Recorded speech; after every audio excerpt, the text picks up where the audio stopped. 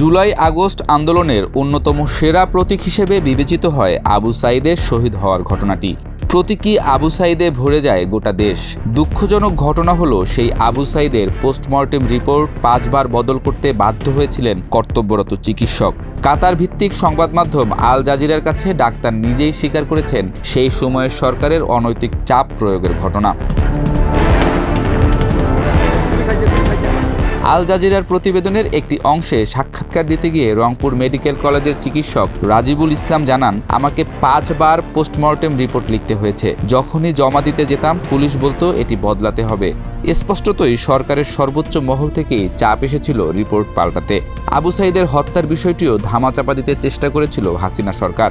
তবে postmortem report বারবার পাল্টাতে বাধ্য করা হয়। আবু সাঈদের পরিবারকেও হুমকি দিয়ে গণভবনে নিয়ে যাওয়া হয় হাসিনার সঙ্গে সাক্ষাতের জন্য। সেখানে তাদের বলা হয় সরকার তাদের পাশে আছে এমন বক্তব্যই প্রচার করতে হবে। কিন্তু পরিবারের সদস্যরা পরে জানান এই সাক্ষাতের উদ্দেশ্য ছিল যেন তারা সরকারের সঙ্গে মীমাংসা করেছেন এমন প্রচার চালানো হয়। সরকার সামাজিক যোগাযোগ মাধ্যম ও ইন্টারনেটও বন্ধ করে দেয় যেন আন্দোলনের ভয়াবহ চিত্র আন্তর্জাতিক গণমাধ্যমে না পৌঁছায়। আল জাজিরার অনুসন্ধানে দেখা গেছে শেখ হাসিনা নিজেই ফোনে নির্দেশ দেন, ইন্টারনেট বন্ধ করে দাও, সবাইকে বলো আন্দোলনকারীরাই এসব পুড়িয়েছে, এটি ঠিক হতে সময় লাগবে।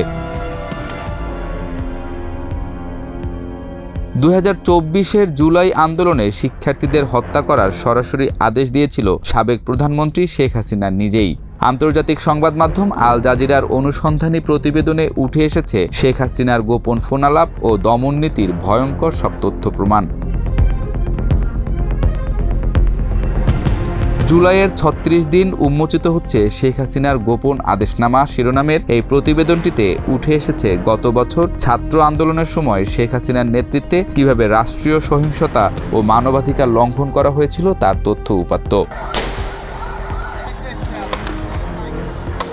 প্রতিবেদনে বলা হয়েছে টানা 3 সপ্তাহের আন্দোলনে প্রাণ হারিয়েছেন কমপক্ষে 1500 জন, আহত হয়েছেন 25,000-এরও বেশি।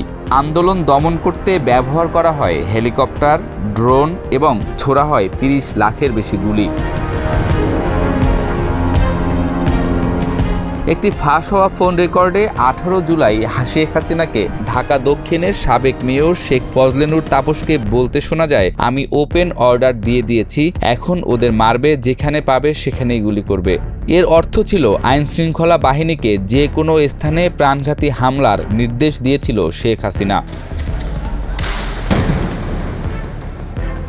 আরেকটি রেকর্ডে শোনা যায় শেখ হাসিনা বিক্ষোভকারীদের বিরুদ্ধে হেলিকপ্টার ব্যবহারের নির্দেশ দিয়ে বলছে, যেখানে তারা জটলা করছে হেলিকপ্টার থেকে গুলি করো ওদের।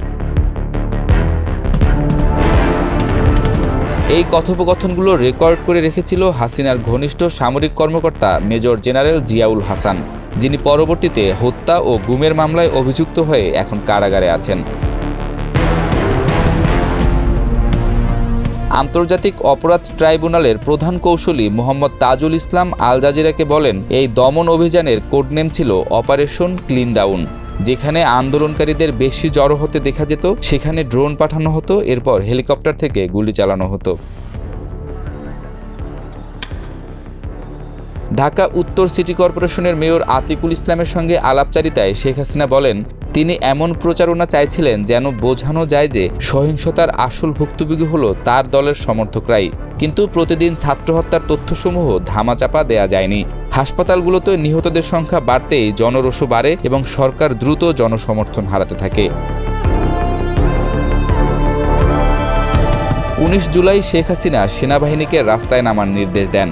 ফোনে সেনাপ্রধানকে বলেন, আপনারা গুলি করে সব মানুষ সরিয়ে দিচ্ছেন না কেন? আমার ক্ষমতায় থাকা নিশ্চিত করতে যা লাগে তাই করুন। তবে সেনাবাহিনীর শীর্ষ কর্মকর্তারা জানিয়ে দেন তারা এমন নির্দেশ পালন করতে পারবেন না।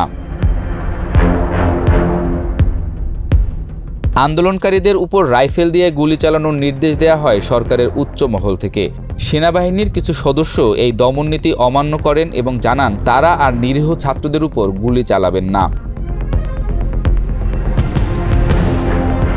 শেখ হাসিনার ব্যক্তিগত সামরিক সচিবকে নিয়েও ফাঁস হয় এক ফোনালাপ, যেখানে তাকে ফাঁদ পাতার নির্দেশ দেওয়া হয়। এতে বোঝা যায় শেখ হাসিনার চারপাশে এমন একটি গোপন বলয় তৈরি হয়েছিল যারা কেবল দমননীতি বাস্তবায়ন করতেই নিয়োজিত ছিল। আল জাজিরার এই অনুসন্ধানী প্রতিবেদনটিতে শেখ হাসিনা এবং আওয়ামী লীগের দুঃশাসনের চিত্র আরও স্পষ্টভাবে ফুটে উঠেছে। ক্ষমতার মসনদে থাকতে সর্বোচ্চ চেষ্টা করেছিল হাসিনা, কিন্তু শেষ রক্ষা হয়নি।